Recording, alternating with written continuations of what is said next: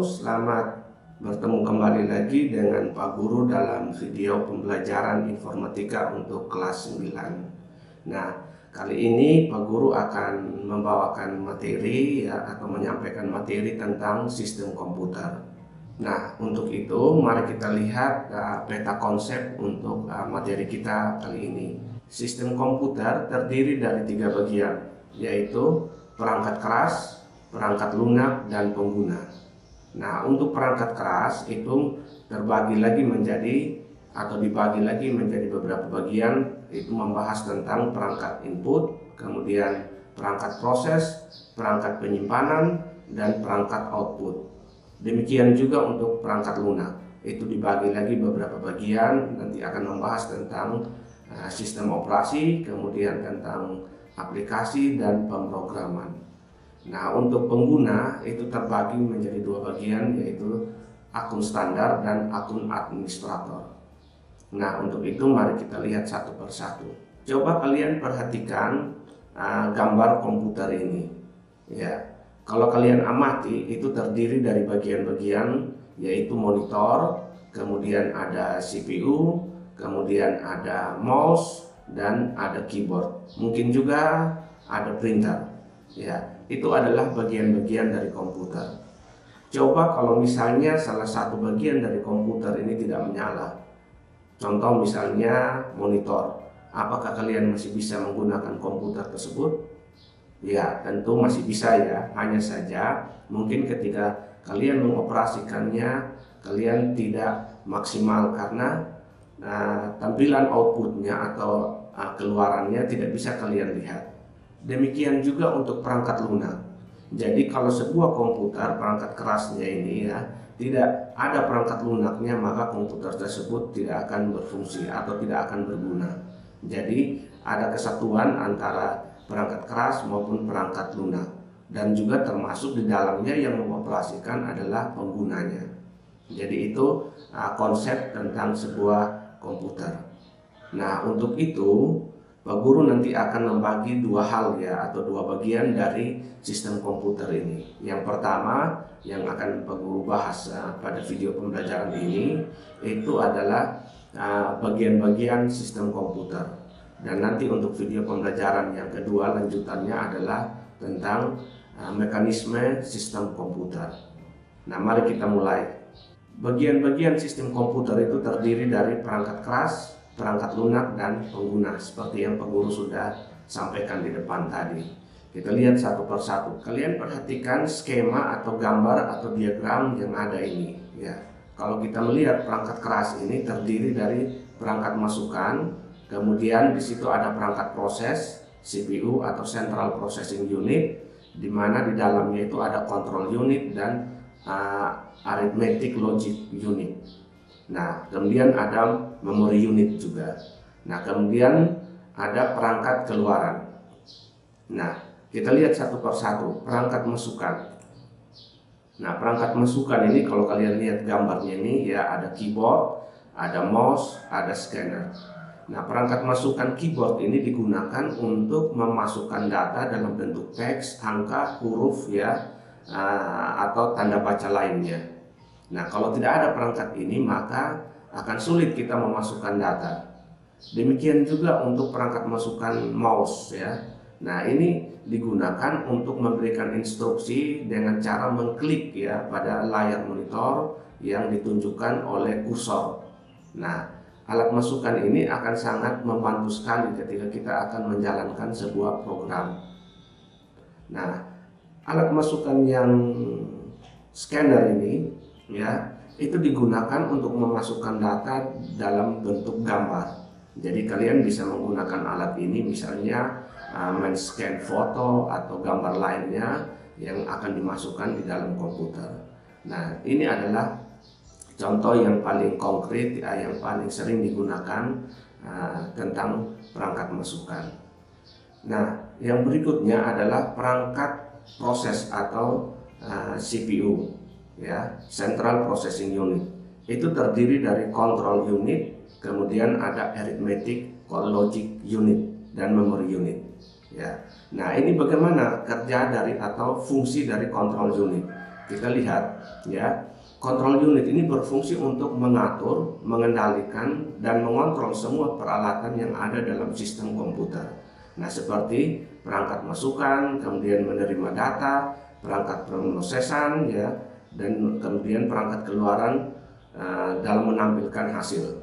Nah, control unit ini juga berfungsi untuk mengartikan setiap instruksi yang masuk ke dalam sistem komputer, membawa data dari perangkat masukan, memprosesnya, kemudian menyimpannya di dalam memori, dan mengendalikan hasilnya pada perangkat keluaran.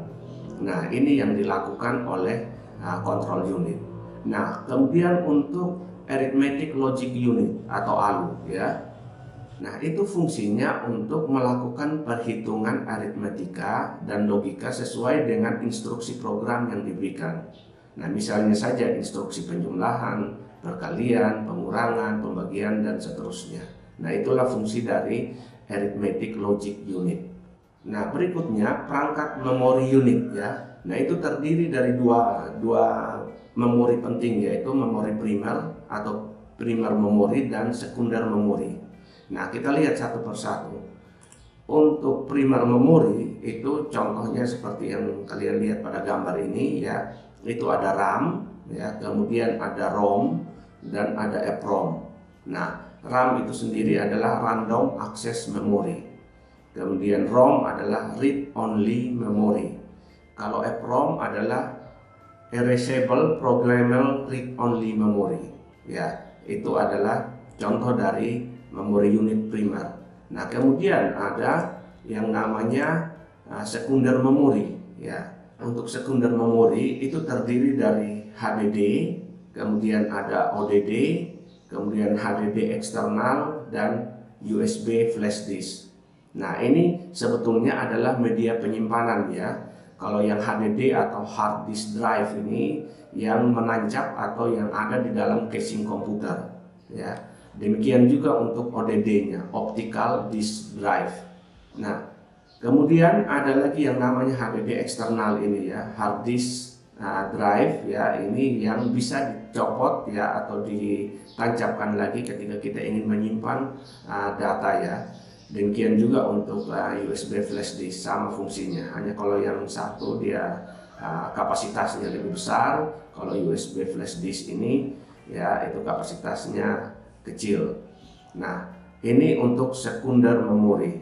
Nah, untuk perangkat keluaran ini ya kita lihat satu persatu, mulai dari monitor ya, itu merupakan jenis perangkat keluaran yang bersifat langsung ya. Artinya setiap masukan yang diberikan kepada komputer, maka secara otomatis dapat langsung terlihat hasilnya di monitor tersebut ya. Nah, hasilnya ini bisa berupa teks ya, atau informasi lainnya. Bisa juga dalam bentuk gambar atau visual lainnya ya. Nah, di sini data-data visual yang ditampilkan di monitor merupakan hasil keluaran dari perangkat yang namanya itu perangkat pengolah grafis atau graphical processing unit yang disingkat GPU. Nah, ini juga dikenal sebagai VGA card ya. Nah, itu untuk monitor. Kemudian untuk printer ya, itu merupakan perangkat yang berfungsi untuk mencetak keluaran dalam bentuk tulisan atau bisa juga dalam bentuk gambar, grafik, dan lainnya di atas kertas. Jadi medianya adalah kertas.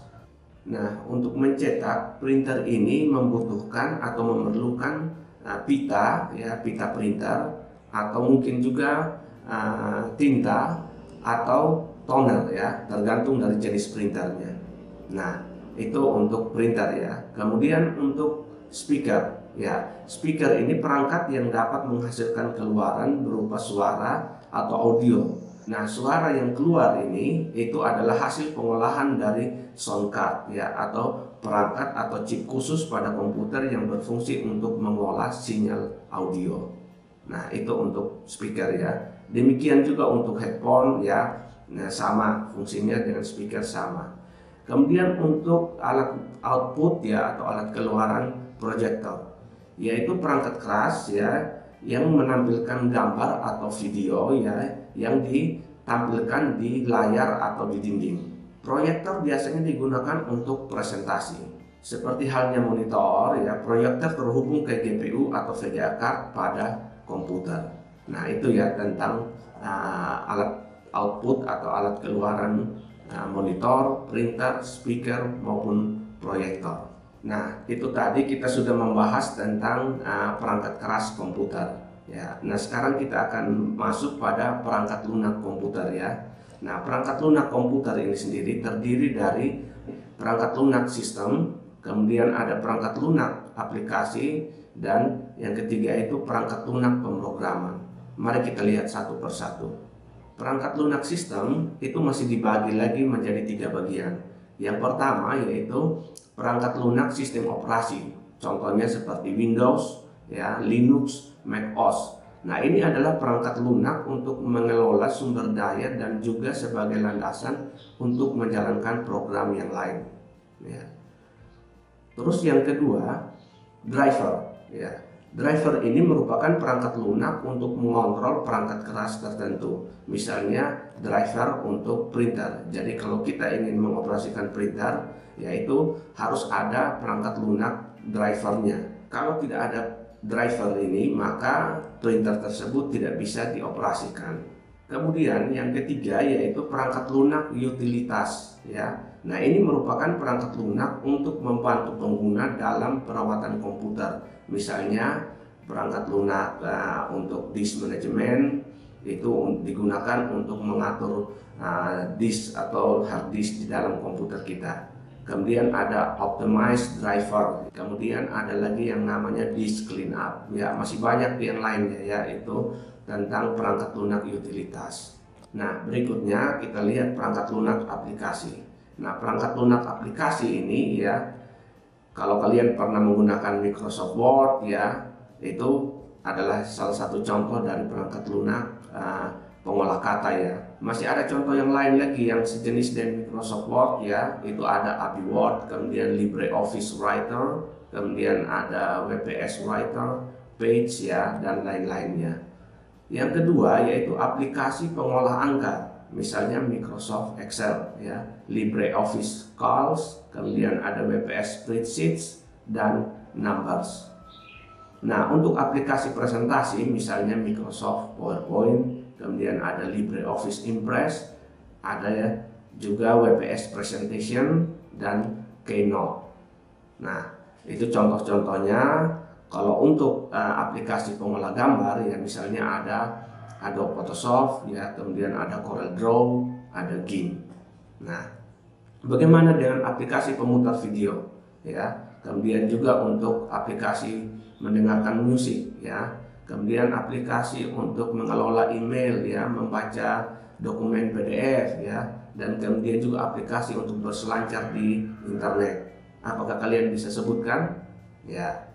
Nah, selanjutnya adalah perangkat lunak pemrograman ya. Nah, perangkat lunak pemrograman ini ya digunakan untuk membuat atau mengembangkan sebuah perangkat lunak dengan bahasa pemrograman tertentu. Perlu diingat juga bahwa semua perangkat lunak sistem dan aplikasi dibuat menggunakan perangkat lunak pemrograman. Ya, misalnya sistem operasi Linux itu dibuat dengan bahasa pemrograman C ya. Web browser dibuat dengan bahasa pemrograman C++. Demikian juga perangkat lunak pemrograman yang sering digunakan itu harus memiliki unsur yang namanya IDE ya, Integrated Development Environment. Nah, ini adalah lingkungan pengembangan yang terintegrasi. Nah, misalnya di dalam bahasa pemrograman itu yaitu harus ada yang namanya editor kode ya, untuk menuliskan kode program. Kemudian harus ada compiler dan harus ada debugger.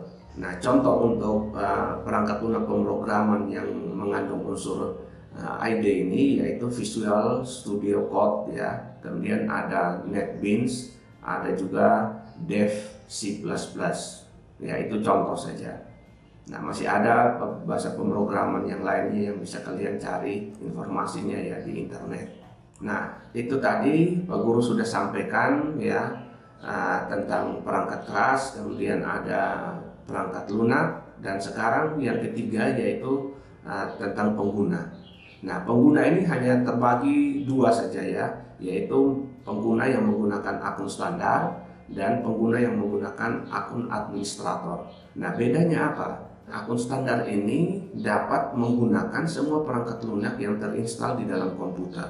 Ya, bisa juga melakukan perubahan pada perangkat lunak yang lain yang ada di dalam komputer. Nah, walaupun sudah dirubah ya, itu tidak akan mempengaruhi pengguna lain atau keamanan dari komputer. Nah, seperti itu. Untuk akun administrator, di mana penggunanya itu memiliki kendali penuh atas komputer, yakni dapat mengubah setting apapun ya, dan mengakses semua file dan program yang terinstal pada komputer.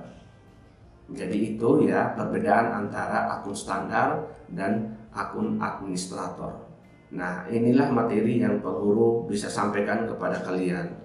Dan seperti biasa, di akhir video pembelajaran ini tentunya ada tugas yang harus kalian kerjakan. Nah, tugas yang pertama itu, sebutkan alat masukan lain selain contoh yang sudah diberikan di atas.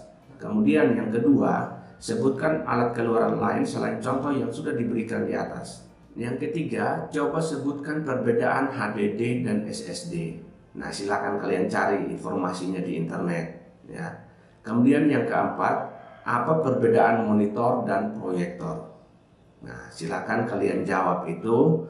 Pak Guru sudah siapkan Google Formnya untuk menerima jawaban yang kalian akan berikan nanti. Silakan kalian klik ya linknya pada deskripsi di video ini. Terima kasih perhatiannya, dan kita akan ketemu kembali lagi pada video pembelajaran yang akan datang, lanjutan dari video pembelajaran yang ini. Sampai jumpa.